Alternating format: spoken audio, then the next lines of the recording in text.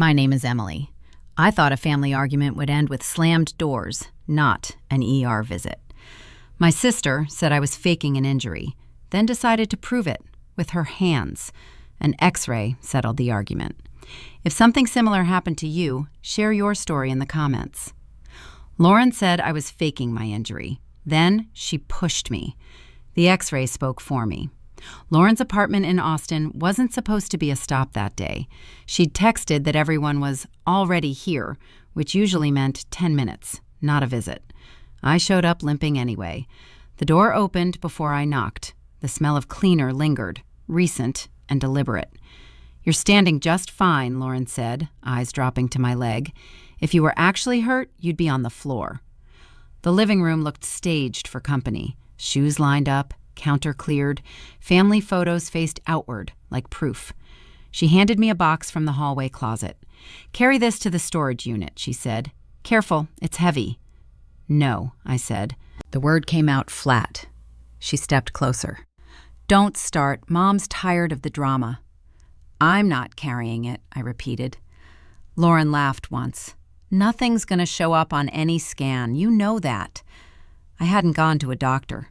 The comment hung there, sharp enough to notice. She reached out, fingers landing on my shoulder like a correction, not help. The pressure increased as she leaned in. "Just take it," she said. I shifted back. The hallway door was open. Someone's TV played through the wall. Her hand moved again, firmer this time. The box tipped.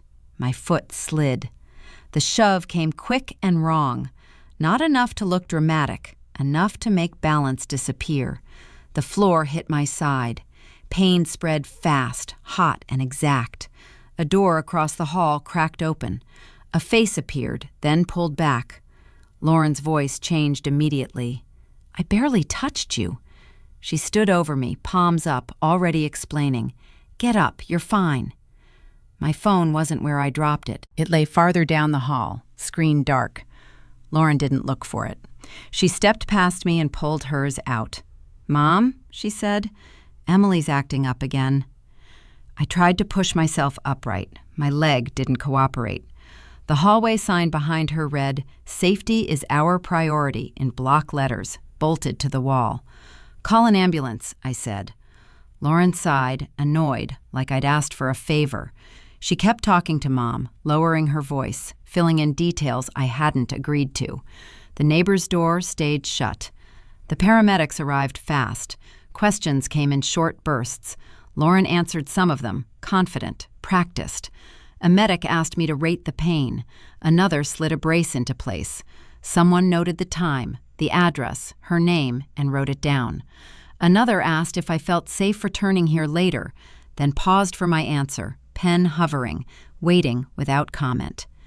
Hands lifted me onto the gurney.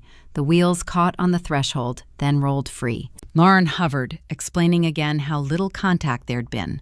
A nurse pushed us down the hall toward the exit. My phone buzzed somewhere I couldn't reach as the doors opened and the stretcher moved faster toward urgent care, lights flashing behind us, silently. The gurney rolled straight into urgent care without ceremony. A nurse asked for my name, then my birthday, then repeated both back to me like a receipt. Lauren answered the address question before I could. No one corrected her. The doors closed and the hallway noise flattened into a steady hum. A tech wheeled me into a curtained bay. Questions followed a script. Pain level, allergies, medications. I gave short answers. Lauren filled the gaps, steady and confident, explaining how I lost balance and overreacted. The nurse nodded and typed, eyes on the screen. A clipboard slid across my lap. I signed where the tabs stuck out. My phone buzzed with missed calls. Mom's name appeared twice. A text from my manager followed. "Are you okay?" Lauren called. "Need details for the log." I typed back that I'd been hurt and was at urgent care. A reply came quickly. "Understood. Please keep us posted." Nothing else. A physician assistant lifted the blanket and pressed around my hip. I stayed still. Lauren watched, arms crossed, offering commentary about how stubborn I can be. The assistant asked her to step back. Lauren complied, then drifted to the doorway, staying close enough to hear. In the waiting area, a couple whispered while filling out forms. Their voices dropped when Lauren joined them to ask about the coffee machine. Looks followed her, then landed on me.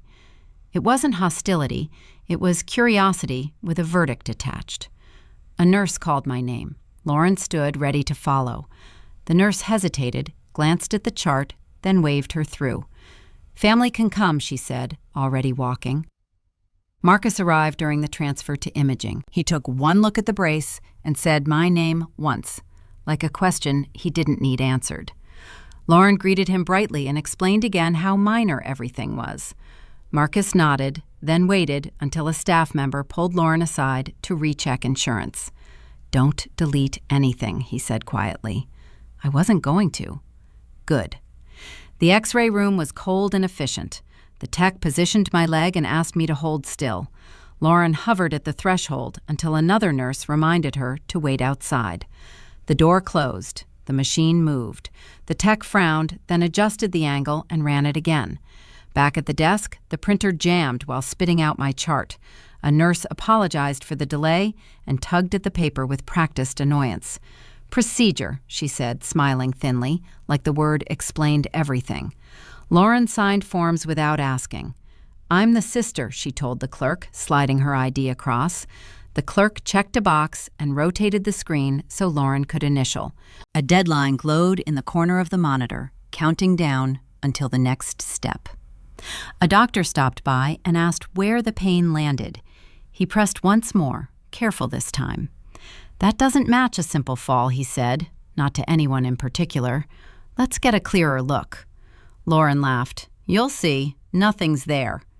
Marcus leaned against the wall, arms folded, watching Lauren talk herself into a corner she didn't notice. He said nothing. My phone buzzed again. Mom texted, "Lauren says you tripped. Are you sure this needs all this?" I didn't respond. The nurse called my name again and pointed toward imaging. Lauren started to stand. The nurse blocked her with a polite smile and asked me to come alone. The hallway to X-ray felt longer than it should have. The tech explained the process and asked if I felt safe going home later.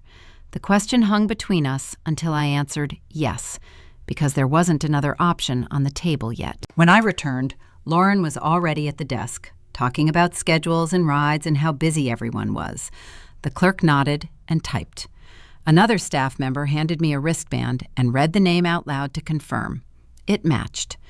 Marcus offered to drive me to the hospital side for imaging. Lauren objected, said she'd already handled transportation. The nurse looked at the brace, then at Marcus, then said, "He can take her." Lauren pressed her lips together and stepped back. As we rolled toward the X-ray wing, a text from my manager came through with a timestamp and a request for documentation by end of day. The elevator doors opened. A sign listed departments and arrows. The floor number lit up. Lauren's name appeared again on my phone as the doors began to close, and the tech reached for the button to stop them. The parking garage smelled like disinfectant and hot concrete as Marcus helped me into the passenger seat carefully that night. Lauren stayed behind at the desk arguing about forms while the automatic gate lifted slowly upward without urgency today there. Marcus buckled my seatbelt, started the engine, and waited until we cleared the hospital driveway before speaking at all today. "Check your messages," he said, keeping his eyes on traffic as we merged into evening lanes near downtown Austin now. My phone opened to a thread from months ago. Lauren's name stacked above familiar arguments about family expectations and favors. Marcus pointed at one line and asked me to read it out loud, so nothing felt abstract or accidental today. "If nothing shows up, don't make this a thing," the message read, dated weeks earlier before any appointments were scheduled. The words sat there, plain and unembellished, and Marcus nodded like a teacher confirming math answers already solved without debate. Traffic crawled, and a family group text lit up my screen with Lauren's version of events, shared confidently without hesitation. She wrote that I slipped, panicked, and scared everyone by insisting on tests despite reassurance, advice, timing, and common sense. Replies followed quickly, asking if I was embarrassed yet, and whether work stress caused it again, apparently, somehow, suddenly, today. Marcus drove without comment, then parked outside my apartment and handed me my bag gently, steadily, without rushing questions or whats. At home, the couch became a landing spot while notifications stacked like unpaid bills across multiple family threads, platforms, tonight. Marcus asked for my building login, saying management portals often hide useful timestamps within menus, reports, archives, and access controls. The security page loaded slowly, then displayed a blank segment for the hallway window covering the exact minutes I fell. A small note read, "No footage available," as if that settled the matter politely for everyone. Officially, conclusively, today. There. A laugh slipped out, brief and dry, because the label sounded final without being helpful or curious, or at all. Lauren called immediately, her name flashing while Marcus watched me silence the phone without explanation, apology, context, pause, or space. The next step felt obvious enough to act on, even without a plan forming, or approval, support, agreement, backup. Tonight. I opened the city site, filled the report form, and selected family violence, carefully, because labels travel, records persist, afterward. An appointment calendar appeared with times available today, tomorrow, and the following morning at different offices, downtown, nearby, accessible, listed. Marcus pointed at the earliest slot and said it mattered who heard things first, before narratives settled, hardened, circulated widely. The confirmation email arrived instantly. Subject line, neutral. Tone, procedural. Address, official. Stamped with date, time, location, intake, reference, number. Lauren texted again, warning about consequences and asking why I was doing this to everyone, now, publicly, unnecessarily, dramatically, today. Marcus stood to leave, reminding me to charge my phone and keep copies of everything, including screenshots, emails, logs, receipts. The door closed behind him as I refreshed the calendar and saved the case number, quietly, carefully, securely, and remotely. Outside, traffic moved on schedule, indifferent to forms being filed upstairs while a clock advanced, reminders queued, deadlines set. Today. My phone vibrated again with family replies, but the appointment stayed locked in place, confirmed, pending, active, assigned, logged, system-wide. I gathered chargers, paperwork, and the brace instructions without stopping to respond to questions, accusations, jokes, assumptions, doubts, pressure. Tonight. The calendar alert chimed softly, confirming the time with no opinion attached about motives, tone, truth, fault, blame, or family. I placed the phone face down, then reached for my keys slowly as messages continued, stacked, waited, blinked, unanswered, nearby. The address and time sat on the screen when I checked once more before standing, breathing, moving, committing, forward, alone. Lauren's call went to voicemail again as I set the alarm for the morning, afternoon, reminders, travel, preparation, arrival, check-in. A final notification confirmed intake instructions and required identification for the appointment, including address, parking, arrival, verification, consent, signatures, expected. I saved everything to a folder named by date. Nothing clever, memorable, emotional, symbolic, dramatic, personal, coded, hidden, or shared. The building portal stayed open on my laptop, showing that missing interval again, without explanation, update, comment, reason, apology, today.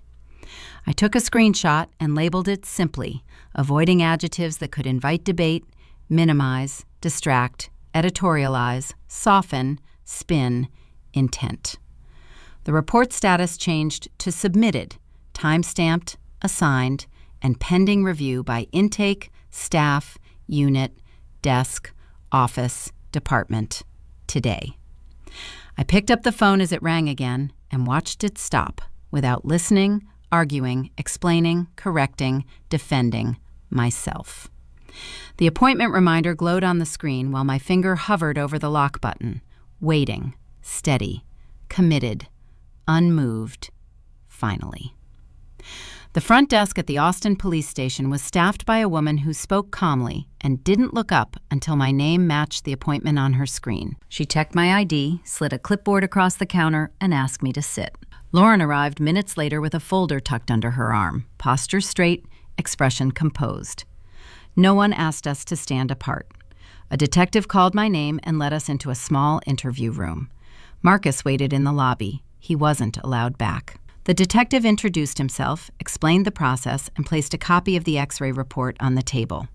The words hairline fracture were underlined. He tapped the page once. "This changes how we classify the incident," he said. Lauren didn't react. She opened her folder and laid out her statement, typed and dated. It described a slip, panic, and exaggerated pain. She spoke evenly, correcting the timeline when prompted, supplying details without hesitation. When asked about contact, she said there was none that mattered. "I reached out to steady her," Lauren said. She pulled away. The detective asked me to respond. Answers came short. Dates, locations, what was said, what wasn't. He asked if there were witnesses. I mentioned the neighbor's door opening. He nodded and wrote it down. He asked about video. I said the hallway footage wasn't available. "That's correct," Lauren said quickly. "Maintenance." The detective paused and pulled up an email on his tablet. He turned the screen so both of us could see it. The subject line listed the building address and a request to disable hallway recording for service. The sender's name was Lauren's. The timestamp matched the afternoon of the fall. Lauren leaned forward. That was unrelated. The detective asked who requested it. Lauren said she did. He asked why. She said routine. He asked why it covered that window. She said coincidence. He asked why the request went through the same day. She said timing. The room stayed still while he wrote. Then he explained that the case would move forward as a domestic violence investigation. He explained what that meant, who would be contacted, and what steps followed. Lauren closed her folder and waited. We left separately. At my parents' house later, the living room felt staged for a meeting no one had asked for. My mother sat with her hands folded. My father stood near the window. Lauren took the chair closest to them, setting her folder on the table again. "They're blowing this out of proportion," she said. No one disagreed. My mother asked if I was taking medication as prescribed. My father asked if work knew yet. Lauren explained the process, careful to sound informed. When I mentioned the email, she interrupted and said it was already addressed. Marcus texted, asking how it went. I wrote back that it escalated. He replied with a single sentence. "This is the pattern." The detective called later that evening. He asked me to come back in to sign an acknowledgement and review next steps. Lauren was notified while we were still on the line. Her voice carried through the receiver, sharp now, demanding clarification. The detective said the same words he'd said before. At the station again, the paper waited on the desk. It listed the case number, the classification, and the contact information. The detective explained the conditions while pointing to each line. He asked if I understood. He asked if I had questions. Lauren stood near the door, phone pressed to her ear, whispering. She stopped when the detective said her name and told her the investigation was active. He asked her to acknowledge receipt of the notice. She argued about wording. He repeated it. The pen felt heavier than it should have. My name was already printed. The detective slid the form closer and indicated where to sign, his finger hovering, waiting. The apartment door closed behind me and stayed that way. The brace came off, set beside the couch, instructions folded and ignored. My phone went face up on the table, screen lighting every few seconds with family messages that stacked without pause. None of them asked what I needed. Most of them asked why I couldn't just stop. The thread with Lauren sat pinned at the top. Scrolling back felt procedural, like reviewing old invoices. There were requests framed as favors, decisions delivered as suggestions, apologies that doubled as explanations for why things had to go her way. Each one ended with me agreeing, confirming, letting her handle it. A message from last year stood out. Lauren had told me she'd already talked to my landlord about a repair I hadn't requested. Another from earlier that spring said she'd spoken to my manager to smooth things over after a scheduling mix-up that wasn't hers. I had replied with thanks both times. No correction followed. The pattern wasn't dramatic. It was efficient.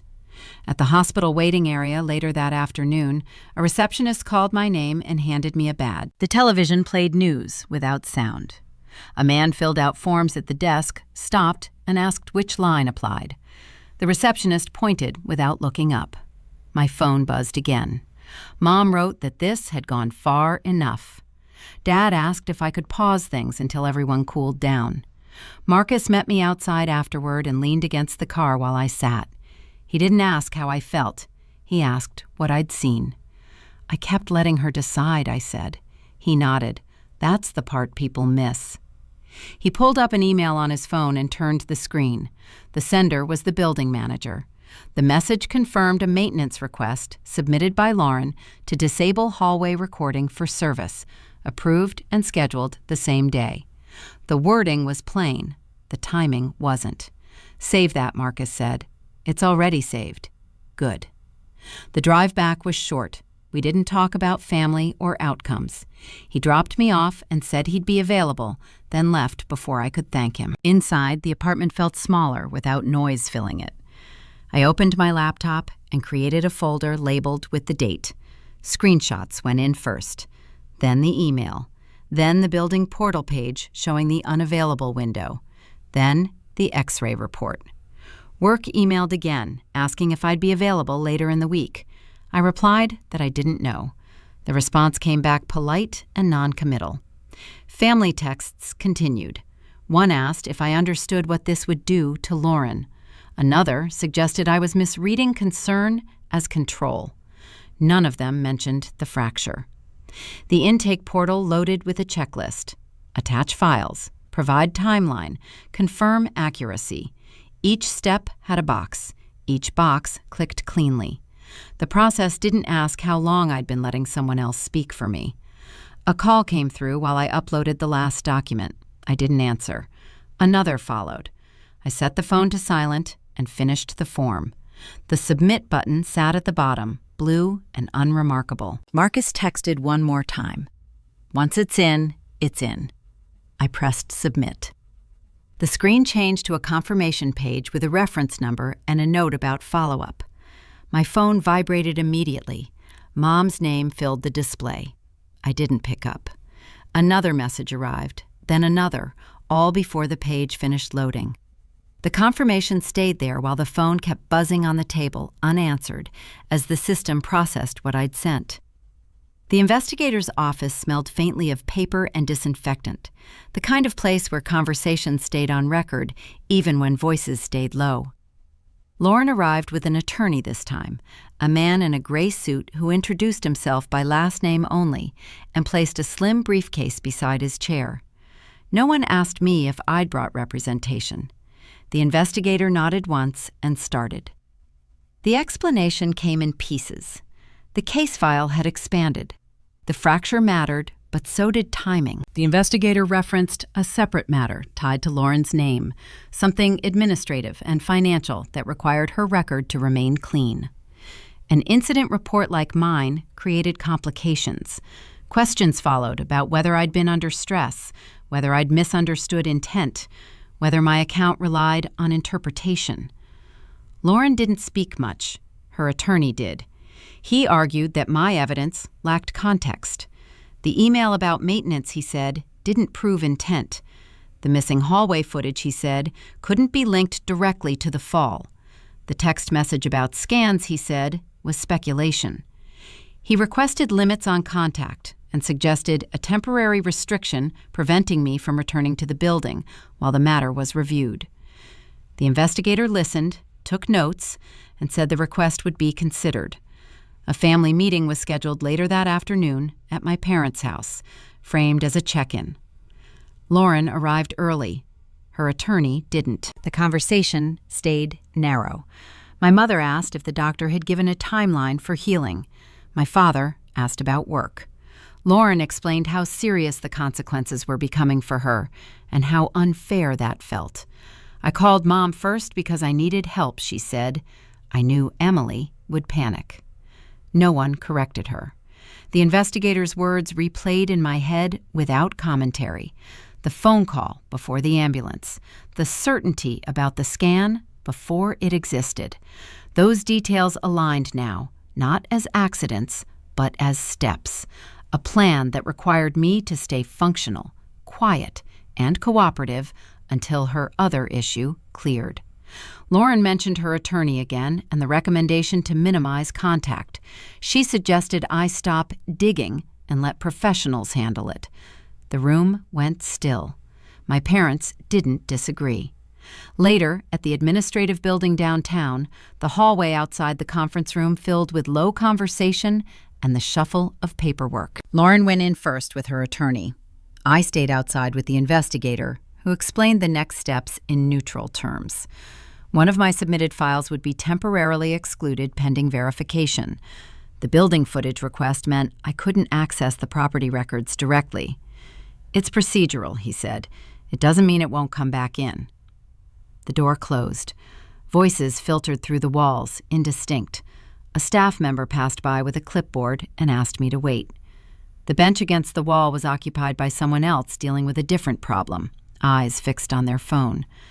Messages arrived from family asking how the meeting was going. I didn't answer. Another notification came from work about extended leave options. I marked it unread. Lauren's attorney stepped out briefly to take a call. He didn't acknowledge me. The door closed again. Laughter floated out for a second, then stopped. Marcus texted. Any update? I typed that things were bigger than expected and stopped there. The hallway clock ticked forward. The investigator returned and told me the meeting would continue without me present. He explained that this wasn't a judgment, just process. He said my cooperation mattered. He said patience would help. The door stayed shut. Standing there, the imbalance settled in. Lauren had planned around systems I didn't know how to use yet. She'd moved first, called first, filed first, spoken first. The push wasn't the start. It was a correction that went wrong. The investigator asked if I had questions. I asked how long restrictions lasted. He gave a range. I asked about contact. He repeated the guideline. I nodded and signed a form acknowledging receipt of the warning. Behind the door, chairs scraped, papers shuffled. Someone cleared their throat. I stepped back against the wall and watched the exit sign glow steadily above the doorframe, while the meeting continued without me, the voices inside lowering as decisions moved forward, and waited there as the handle stayed still. The investigator's office was smaller this time, set up for review rather than debate. Lauren sat across the table with her attorney, posture straight, hands folded. I took the chair beside the investigator and waited for him to begin. He outlined the plan without looking up. Statements would be compared against system records. Timelines would be aligned. If discrepancies appeared, they would be addressed immediately. No family discussion, no side commentary, just records. I asked for the comparison in writing. The investigator nodded and asked the clerk to pull the file. Lauren's attorney objected on relevance. The investigator said relevance would be determined by timestamps. The first document went on the screen, the maintenance request email. The subject line listed the building and hallway. The sender was Lauren. The date matched the afternoon of the fall. I slid my copy forward. Lauren shook her head. That's a coincidence. Her attorney repeated it. Coincidence. Routine. No intent. The investigator asked the clerk to open the system log. A column of entries appeared. The request approval time sat 15 minutes before the fall window. The service note listed no work completed. The manager's confirmation followed, sent after the incident, acknowledging the request and the disabled recording. Lauren leaned back. That doesn't prove contact. The investigator didn't answer. He placed the X-ray report next to the log and read a line aloud, voice neutral. Subject claims minimal contact. He paused, then tapped the image set showing the fracture location with timestamps from intake. The nurse's note aligned with the hallway window. The physician's assessment followed, matching the mechanism described. Lauren's attorney spoke quickly about interpretation and stress responses. The investigator raised a hand and asked for medical testimony. A statement from the urgent care physician appeared, time-stamped, describing force consistent with a push. Silence settled. Papers moved. The investigator summarized. The maintenance request aligned with the missing footage. The preemptive call aligned with the narrative framing. The medical findings aligned with the reported action. He said the threshold was met. Lauren said my name once. The investigator stopped her. The decision was read into the record. Charges would proceed. A summons would be issued. Conditions were outlined. Contact restrictions were specified. A date was set. A deputy entered and approached Lauren with a packet. She took it without comment. Her attorney asked for clarification and received a date. I signed where indicated. The investigator asked if there were questions. There were none. The meeting moved to a smaller room to finalize copies. The clerk stamped each page and slid them across the table. I gathered my set and stood. Lauren remained seated, eyes on the paper. Outside, the hallway felt wider. The investigator walked me to the door and said he would follow up. The deputy returned to the room behind us. A clerk asked me to verify my address and initial the margins where copies would be mailed and stored. The investigator explained the sequence again, slower, pointing to dates, signatures, and the order each item entered the file. Lauren's attorney objected once more, then stopped when the investigator asked him to state the objection for the record. The request was denied, noted, and time-stamped, and the clerk repeated the ruling back to ensure accuracy.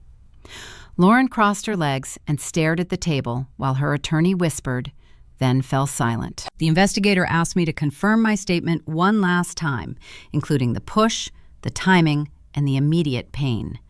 I confirmed it without adding anything and signed the line beneath the certification.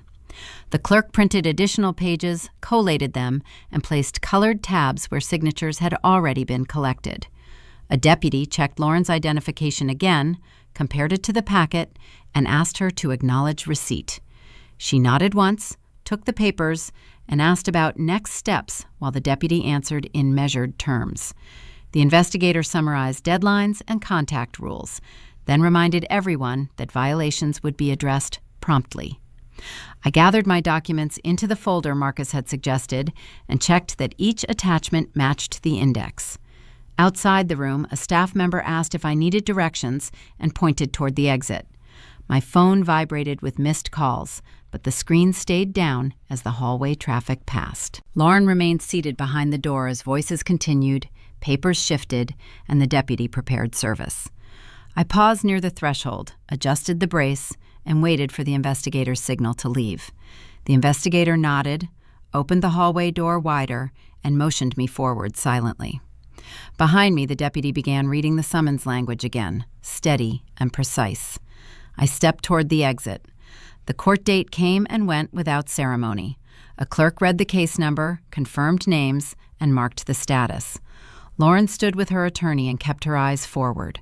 The judge spoke briefly about process and next steps, then moved on. Outside the room, a notice was posted with the investigation number and conditions. Lauren's name sat there in plain text. No one rushed to explain it away. The hallway emptied. Phones came out. Messages were sent. Mine stayed in my bag while the record updated. Final for the day, unchanged by opinions. At my parents' house that evening, the living room filled slowly. Lauren arrived last and sat alone. The conversation stayed narrow and careful. My mother asked about appointments. My father asked about work. Lauren said the investigation was ongoing and suggested patience. No one defended her version. No one corrected it either. The silence did the work. When I said I'd be limiting contact and routing communication through counsel, my parents nodded. Lauren stared at the table and said nothing. The meeting ended without plans. The move happened the following week. Boxes arrived, utilities transferred, a short lease signed. The new place came with fresh locks and a different parking spot. Marcus helped carry what the brace allowed. He didn't ask questions. The old apartment keys stayed on the counter until everything else was gone. The hallway looked the same. The door closed without ceremony. There was nothing to revisit. At the new address, I set up accounts and changed numbers. Family contacts moved to a separate list with a single emergency line left open. The rest were archived. Work approved a modified schedule pending recovery. The brace came off for good. Appointments continued. Paperwork followed its own rhythm. Receipts went into the cloud. Screenshots labeled by date. Emails saved as PDFs. Logs exported. A folder named by the case number held everything in order. The family group thread was deleted after the files synced. The phone felt lighter. Notifications slowed. Lauren didn't call. Her attorney did, once, then stopped. The conditions held. Updates arrived through official channels with dates and instructions. Each message ended the same way, stamped and logged. One afternoon, I returned to my parents' house to pick up mail. Lauren wasn't there. My mother asked if I wanted tea. I declined. My father walked me to the door and said he hoped everyone would be okay. I said I hoped so too. The hope stayed general. The boundary stayed specific. Back at the new place, the safe went into the closet. The old keys went into a plain envelope marked returned. The envelope slid into the safe beside the folder. The latch closed with a small sound. I set the combination and turned the dial once, then twice, until it stopped. A notification arrived while I was locking up. It was an automated email from the system, subject line referencing the case number. The body was short and neutral. No further action required. I archived it without replying and set the phone down as the sun shifted outside and the room settled into its new order, waiting for the next ordinary task.